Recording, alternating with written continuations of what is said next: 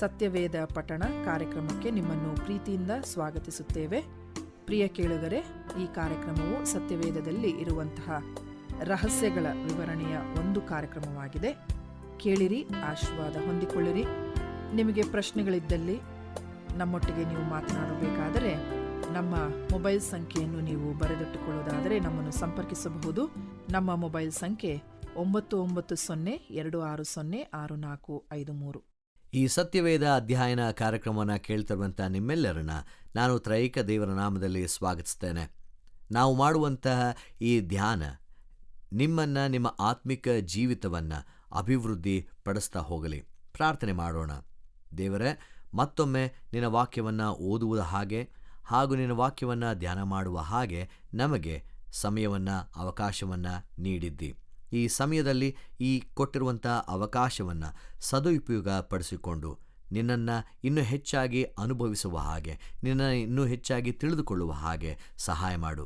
ಯೇಸುವಿನ ಹೆಸರಿನಲ್ಲಿ ಪ್ರಾರ್ಥನೆಯನ್ನು ಬೇಡಿ ಹೊಂದಿದ್ದೇವೆ, ಆಮೇನ್. ನೀವು ಒಬ್ಬರನ್ನೊಬ್ಬರು ಪ್ರೀತಿಸಿರಿ. ನೀವು ಒಬ್ಬರನ್ನೊಬ್ಬರು ಪ್ರೀತಿಸಿರಿ. ಯೋಹಾನನ ಸುವಾರ್ತೆ 13ನೇ ಅಧ್ಯಾಯ 31-38 ವಚನ. ಅದರಲ್ಲಿಯೂ ವಿಶೇಷವಾಗಿ 34 ಹಾಗೂ 35 ವಚನ. ನಾನು ನಿಮಗೆ ಒಂದು ಹೊಸ ಆಜ್ಞೆಯನ್ನು ಕೊಡುತ್ತೇನೆ, ಏನೆಂದರೆ ನೀವು ಒಬ್ಬರನ್ನೊಬ್ಬರು ಪ್ರೀತಿಸಬೇಕು. ನಾನು ನಿಮ್ಮನ್ನು ಪ್ರೀತಿಸಿದ ಮೇರೆಗೆ ನೀವು ಸಹ ಒಬ್ಬರನ್ನೊಬ್ಬರು ಪ್ರೀತಿಸಬೇಕು ಎಂಬುದೇ. ನಿಮ್ಮೊಳಗೆ ಒಬ್ಬರ ಮೇಲೊಬ್ಬರಿಗೆ ಪ್ರೀತಿ ಇದ್ದರೆ ಎಲ್ಲರೂ ನಿಮ್ಮನ್ನು ನನ್ನ ಶಿಷ್ಯರೆಂದು ತಿಳುಕೊಳ್ಳುವರು ಅಂದನು. ಇಲ್ಲಿ ಅನೇಕ ಅಂಶಗಳನ್ನು ನಾವು ಒಂದೊಂದಾಗಿ ನೋಡುತ್ತಾ ಹೋಗೋಣ. ಈ ವಾಕ್ಯ ಭಾಗದ ಹಿನ್ನೆಲೆ ಏನಾಗಿರಬಹುದು? 31ನೇ ವಚನದಲ್ಲಿ ಹೇಳುತ್ತೆ, ಅವನು ಹೊರಗೆ ಹೋದ ಮೇಲೆ. ಯೇಸು ಯಾರು ಹೊರಗೆ ಹೋದದ್ದು? ಇಂದಿನ ವಾಕ್ಯ ಭಾಗವನ್ನು ಓದುವಾಗ 27, 8, 9, 30ನೇ ವಚನದಲ್ಲಿ ಯೂದನು ಯಾವ ರೀತಿಯಲ್ಲಿ ಯೇಸುಸ್ವಾಮಿಯನ್ನು ಅಲ್ಲಗಳೆಯುತ್ತಾನೆ, ಯಾವ ರೀತಿಯಲ್ಲಿ ಯೇಸುಸ್ವಾಮಿಯನ್ನು ಹಿಡಿದುಕೊಡುತ್ತಾನೆ. ಇಂತಹ ಹಿನ್ನೆಲೆಯಲ್ಲಿ ಯೇಸುಸ್ವಾಮಿ ನೀವು ಒಬ್ಬರನ್ನೊಬ್ಬರು ಪ್ರೀತಿಸಬೇಕು ಅನ್ನುವಂತಹ ವಾಕ್ಯವನ್ನು ಹೇಳುತ್ತಿದ್ದಾನೆ.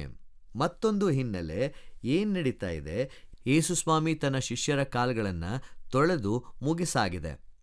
ಇನ್ನು ಕೆಲವೇ ಹೊತ್ತಿನಲ್ಲಿ ಆತನು ಶಿಲುಬೆಗೆ ಏರಿಸಲ್ಪಡುತ್ತಾನೆ, ಬಂದಿಯಾಗಿ ಹಿಡಿಯಲ್ಪಡುತ್ತಾನೆ.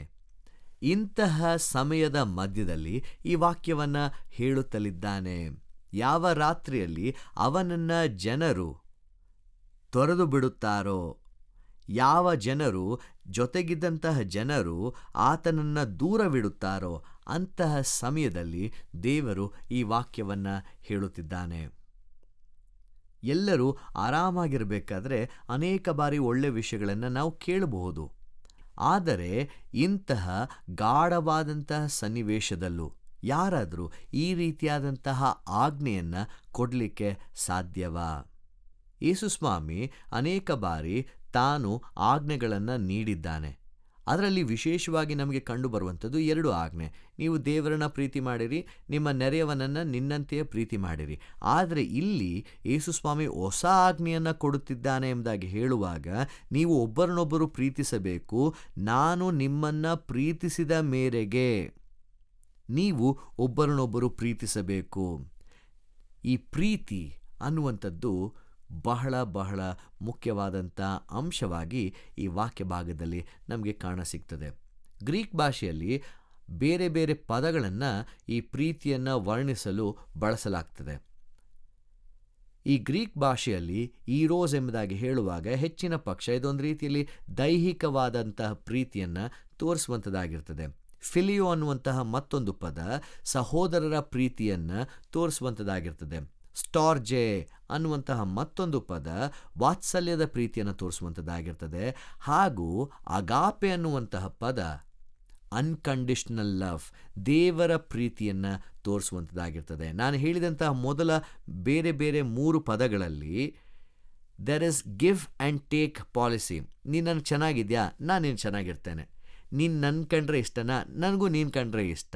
ನೀನು ನನ್ನ ಇಷ್ಟಪಡೋದಿಲ್ವಾ, ನಾನು ನಿನ್ನ ಇಷ್ಟಪಡೋದಿಲ್ಲ.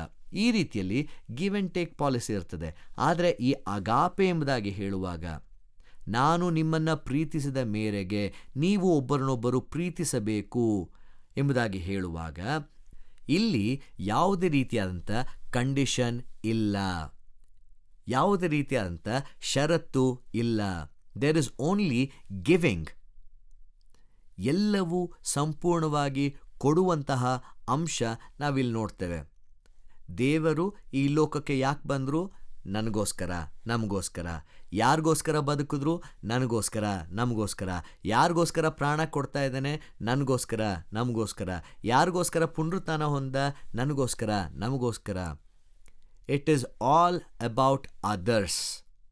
ಇನ್ನೊಬ್ಬರಿಗೋಸ್ಕರ ಸಂಪೂರ್ಣವಾಗಿ ತನ್ನನ್ನು ಒಪ್ಪಿಸಿಕೊಡುವಂತಹ ಪ್ರೀತಿ ದೇವರ ಪ್ರೀತಿ, ಅಗಾಪೆ ಪ್ರೀತಿ ಆಗಿರ್ತದೆ. ಇಲ್ಲಿ ಯೇಸುಸ್ವಾಮಿ ಹೇಳುವಾಗ, ನಾನು ನಿಮಗೆ ಹೊಸ ಆಜ್ಞೆಯನ್ನು ಕೊಡುತ್ತೇನೆ. ನಾನು ಹೇಳಿದೆ, ಇದಕ್ಕಿಂತ ಮುಂಚೆ ಯೇಸು ಅನೇಕ ಆಜ್ಞೆಗಳನ್ನು ನೀಡಿದ್ದಾನೆ. ಅದೆಲ್ಲವೂ ಸಹ ನಮಗೆ ಹೊಸತಾಗೆ ಕಾಣುತ್ತದೆ. ಆದರೆ ಇಲ್ಲಿ ಹೊಸತಾದಂತಹ ಅಂಶ ಏನು ಎಂಬುದಾಗಿ ಹೇಳುವಾಗ, ನಾನು ನಿಮ್ಮನ್ನು ಪ್ರೀತಿಸಿದ ಮೇರೆಗೆ. ಎಂತಹ ಜನರನ್ನ ಪ್ರೀತಿ ಮಾಡ್ತಾ ಇದ್ದಾನೆ? ಸುಮಾರು 3.5 ವರ್ಷಗಳ ಕಾಲ ತನ್ನ ಜೊತೆಗೆ ನಡೆದಂತಹ ಜನರು ಈಗ ಆತನನ್ನು ಅಲ್ಲಗಳೆಯುತ್ತಿದ್ದಾರೆ, ದ್ರೋಹವನ್ನು ಬಗೆಯುತ್ತಿದ್ದಾರೆ. ಅಲ್ಲಿ ಶತ್ರುಗಳು ಅವರ ಸನ್ನಿಧಿಗೆ, ಅವರ ಸ್ಥಳದಲ್ಲಿ ಬಂದಾಗ ಚದುರಿ ಹೋಗುವಂತಹ ಜನರಿಗೆ ಈ ಒಂದು ಹೊಸ ಆಜ್ಞೆಯನ್ನು ನೀಡುತ್ತಿದ್ದಾನೆ. ಇದರ ಮಧ್ಯದಲ್ಲೂ ದೇವರಿಗೆ ಅವರ ಮೇಲಿದ್ದಂತಹ ಪ್ರೀತಿ ಕಡಿಮೆಯಾಗಿ ಹೋಗಿಲ್ಲ. ಹಾಗಾಗಿ ಇದು ಹೊಸ ಆಜ್ಞೆಯಾಗಿ ನಮಗೆ ತೋರಿಸಿಕೊಡುತ್ತದೆ ಹಾಗೂ ಹೊಸ ಆಜ್ಞೆಯಾಗಿ ನಮಗೆ ಕಾಣಿಸುವಂಥದ್ದಾಗಿರ್ತದೆ. ಈ ಪ್ರೀತಿ ಅನ್ನುವಂಥದ್ದು, ಈ ನಾನು ನಿಮ್ಮನ್ನು ಪ್ರೀತಿಸಿದ ಮೇರೆಗೆ ಎಂಬುದಾಗಿ ಹೇಳುವಂಥದ್ದು, ನೀವು ಪಶ್ಚಾತ್ತಾಪವನ್ನು ತೋರಿಸುವುದಕ್ಕಿಂತ ಮುಂಚೆಯೇ ಎಷ್ಟೊಂದು ನಿರಾಶೆಗಳನ್ನು ತಾಳುವಂತಹ ಹಾಗೂ ಸಂಪೂರ್ಣವಾಗಿ ಬೇರೆಯವರಿಂದ ಬೇರ್ಪಡುವುದಕ್ಕಿಂತ ಮುಂಚೆ, ಇದೆಲ್ಲದಕ್ಕಿಂತ ಮುಂಚೆ ನಮ್ಮನ್ನು ಪ್ರೀತಿಸಿದಂತಹ ಪ್ರೀತಿ ಇದಾಗಿರ್ತದೆ. ದೇವರು ಈ ಲೋಕಕ್ಕೆ ಬಂದಂತಹ ಆ ರೀತಿಯೇ ಪ್ರೀತಿಯನ್ನು ತೋರಿಸುವಂಥದ್ದಾಗಿರ್ತದೆ. ಹಾಗಾಗಿ ನಾನು ನಿಮ್ಮನ್ನು ಪ್ರೀತಿಸಿದ ಮೇರೆಗೆ, ಇದು ಹೊಸ ಆಜ್ಞೆ. ಈ ಪ್ರೀತಿಗೆ ಈಗ ಹೊಸತಾದಂತಹ ಒಂದು ಮುಖಚಿತ್ರ ಅಥವಾ ಭಾವಚಿತ್ರ ಇದೆ. ಅದೇನು? ಯೇಸುಸ್ವಾಮಿ. ಇದು ಕೇವಲ ಒಂದು ಕಥೆಯಲ್ಲ, ಬದಲಿಗೆ ಒಬ್ಬ ವ್ಯಕ್ತಿ ನನಗೋಸ್ಕರ, ನಮಗೋಸ್ಕರ ನಡೆದಂತಹ ರೀತಿ, ತೋರಿಸಿದಂತಹ ಪ್ರೀತಿ, ಇದು ಹೊಸ ಆಜ್ಞೆ. ಹೊಸ ಆಜ್ಞೆ ಎಂಬುದಾಗಿ ಹೇಳುವಾಗ ಅದೊಂದು ಅಬ್ಸ್ಟ್ರಾಕ್ಟ್ ಐಡಿಯಾ ಅಲ್ಲ, ಬದಲಾಗಿ ಪ್ರಾಕ್ಟಿಕಲ್ ಆಗಿ, ಪ್ರಾಯೋಗಿಕವಾಗಿ ನೀವು ಸಹ ಇದನ್ನು ಅಭ್ಯಾಸ ಮಾಡಬಹುದು. ಆ ರೀತಿಯಲ್ಲಿ ನೀವು ಒಬ್ಬರನ್ನೊಬ್ಬರು ಪ್ರೀತಿಸಬೇಕು ಅನ್ನುವಂಥದ್ದನ್ನು ತೋರಿಸುವಂತಹ ಪ್ರೀತಿ ಇದಾಗಿರ್ತದೆ. ಮೂರನೆಯದಾಗಿ, ಈ ಒಂದು ಪ್ರೀತಿ ನಂಬಿಗಸ್ತಿಕೆಯಿಂದ ಮುಂಚೆ ಬರುವಂತಹ ಪ್ರೀತಿ ಇದಾಗಿರ್ತದೆ. ಯೇಸುಸ್ವಾಮಿಗೆ ಎಲ್ಲವೂ ಗೊತ್ತಿತ್ತು. ತಾನು ಯಾವಾಗ ಹಿಡಿದುಕೊಡಲ್ಪಡುತ್ತೇನೆ, ತನ್ನನ್ನು ಯಾರು ಅಲ್ಲಗಳೆಯುತ್ತಾರೆ, ಯಾರು ದ್ರೋಹ ಬಗೆಯುತ್ತಾರೆ, ಯಾರ್ಯಾರು ನನ್ನನ್ನು ಬಿಟ್ಟು ಓಡಿ ಹೋಗುತ್ತಾರೆ, ಇದೆಲ್ಲವೂ ದೇವರಿಗೆ ಗೊತ್ತಿತ್ತು. ಅಲ್ಲಿದ್ದಂತಹ ಶಿಷ್ಯರಲ್ಲಿ ನಂಬಿಗಸ್ತಿಕೆ ಇರಲಿಲ್ಲ. ಪೇತ್ರನು 3 ಬಾರಿ ಅಲ್ಲಗಳೆಯುತ್ತಾನೆ. ಯೂದನು ಮುದ್ದಿಟ್ಟು ಹಿಡಿದುಕೊಡುತ್ತಾನೆ. ಸೈನಿಕರು ಬಂದಾಗ ಅಲ್ಲಿದ್ದಂತಹ ಶಿಷ್ಯರೆಲ್ಲ ಚೆದರಿ ಹೋಗುತ್ತಾರೆ. ಭಯವಿರುತ್ತದೆ, ಮೌನದ ಸ್ಥಿತಿ, ಯಾರಿಗೆ ಏನು ಮಾಡಬೇಕು, ಏನಾಗ್ತದೆ ಅಂತ ಗೊತ್ತಿಲ್ಲ. ಇದೆಲ್ಲವನ್ನ ನಂಬಿಗಸ್ತಿಕೆ ತೋರಿಸ್ತದೆ ಎಂಬುದಾಗಿ ಹೇಳುವಾಗ, ಆ ನಂಬಿಗಸ್ತಿಕೆಗಿಂತ ಮುಂಚೆ ಈ ಪ್ರೀತಿ ವ್ಯಕ್ತವಾಗ್ತಾ ಇದೆ. ಯೇಸುಸ್ವಾಮಿ ಈ ವಾಕ್ಯವನ್ನು ಕೊಟ್ಟ ನಂತರವೇ ಪೇತ್ರನು ಅಲ್ಲಗಳೆಯುವಂಥದ್ದು, ಯೂದನು ಮುದ್ದಿಟ್ಟು ಹಿಡಿದುಕೊಳ್ಳುವಂಥದ್ದು, ಶಿಷ್ಯರು ಚದರಿ ಹೋಗುವಂಥದ್ದು, ಭಯ ಆವರಿಸಿರುವಂಥದ್ದು, ಮೌನ ಎಲ್ಲರ ಹೃದಯದಲ್ಲಿ ಬರುವಂಥದ್ದು. ಇದಕ್ಕಿಂತ ಮುಂಚೆ ದೇವರು ಈ ಪ್ರೀತಿಯನ್ನು ತೋರಿಸ್ತಿದ್ದಾನೆ. ಇನ್ ಅಡ್ವಾನ್ಸ್ ಯಾರನ್ನೋ ಮೆಚ್ಚಿಸಬೇಕು ಅನ್ನುವಂತಹ ರೀತಿಯಲ್ಲ. ಈ ಪ್ರೀತಿಯನ್ನು ಆತನು ಪೋಸ್ಟ್ಪೋನ್ ಮಾಡ್ತಲ್ಲ. ನಾನು ವಾಪಸ್ ಬಂದ ಮೇಲೆ ಇದನ್ನೆಲ್ಲ ನಾನು ನಿಮ್ಗೆ ಹೇಳ್ತೇನೆ, ನನಗೆ ಹೆಂಗೂ ಪುನರುತ್ಥಾನ ಆಗೇ ಆಗ್ತದೆ, ಆಮೇಲೆ ಬಂದು ನಾನು ಹೇಳ್ತೇನೆ, ಆವಾಗ ನೀವು ಒಪ್ಕೊಳ್ಳೋದಕ್ಕೆ ಸಾಧ್ಯ ಆಗಿರುತ್ತೆ.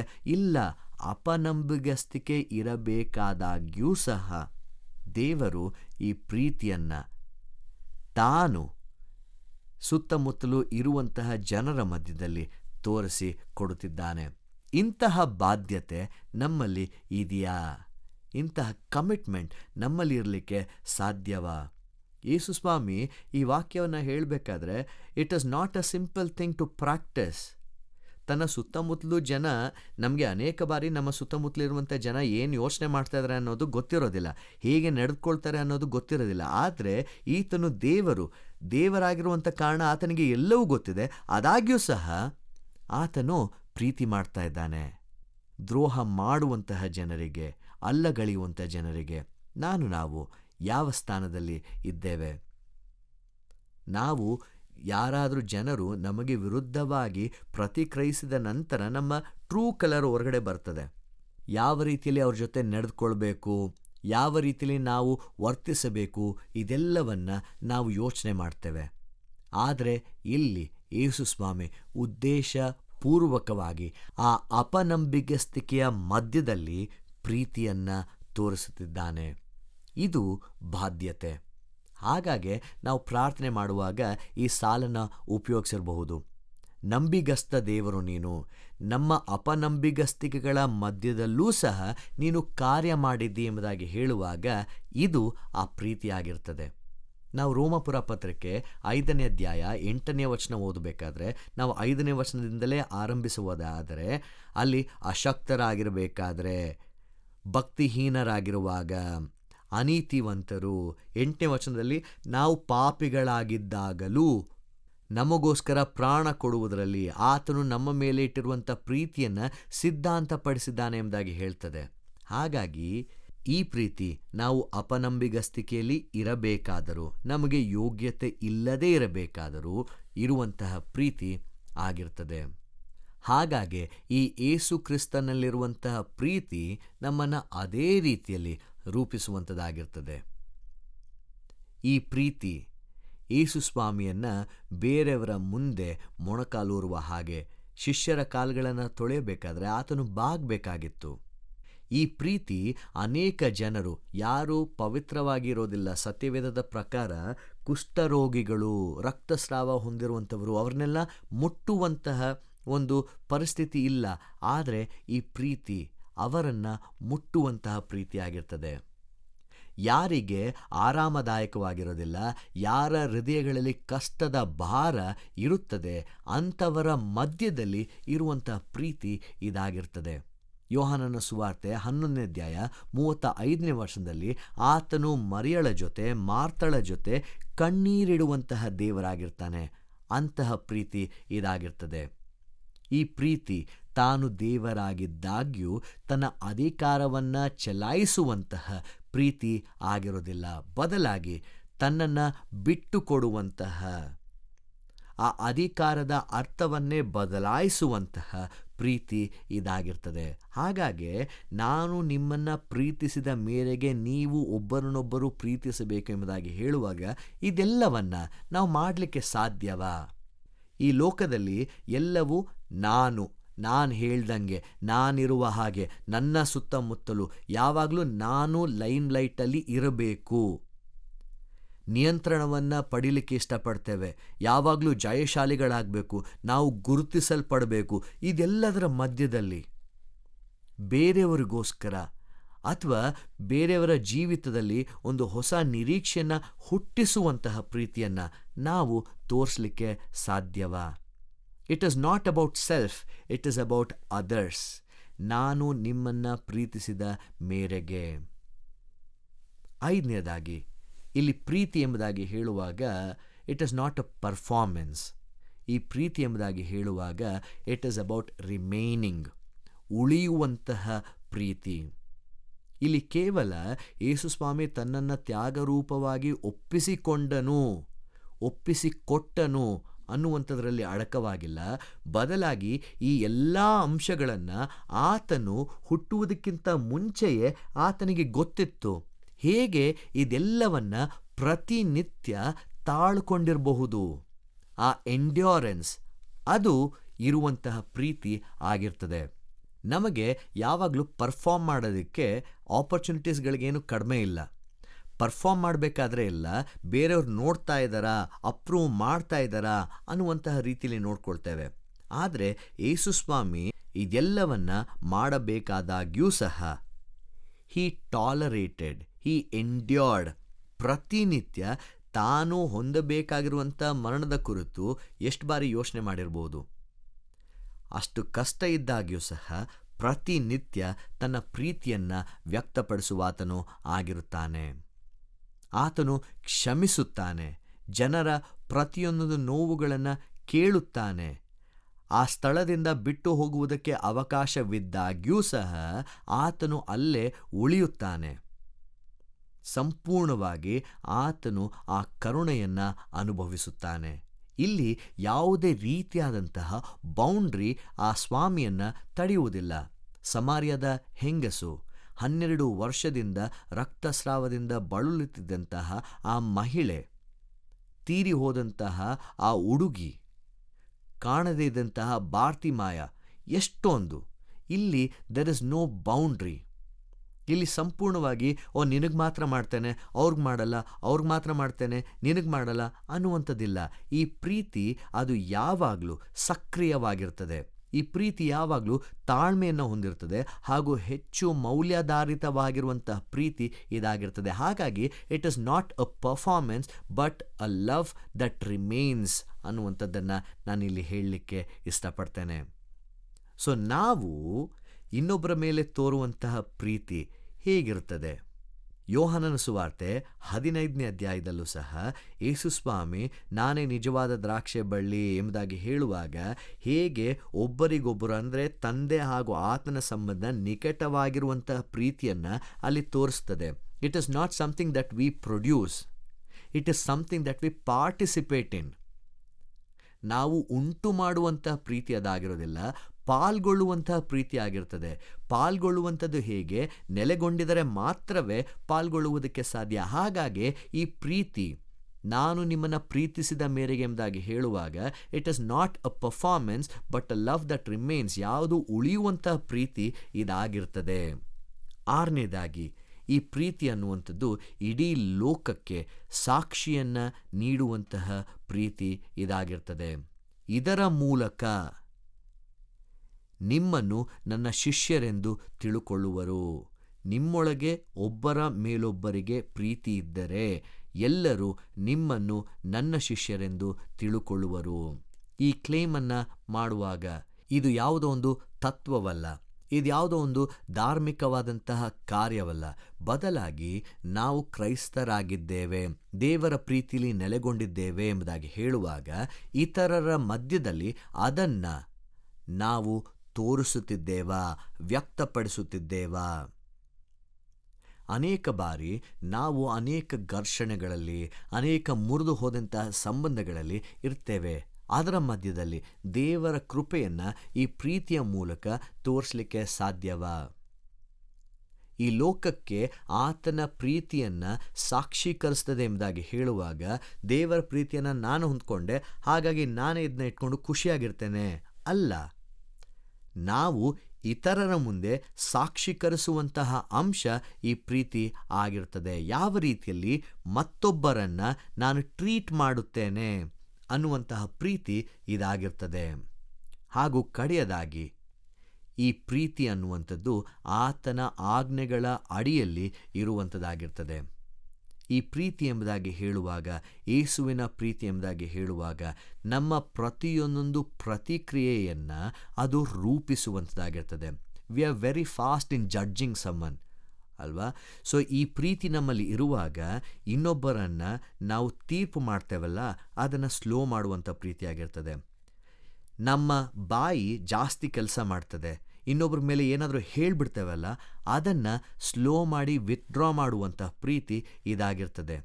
ಅನೇಕ ಬಾರಿ ಇವೊಂದಿಷ್ಟೇ, ಇನ್ನೇನು ಮಾಡೋಕ್ಕಾಗಲ್ಲ ಅಂತ ನಾವು ಬಿಟ್ಕೊಟ್ಬಿಡ್ತೇವೆ.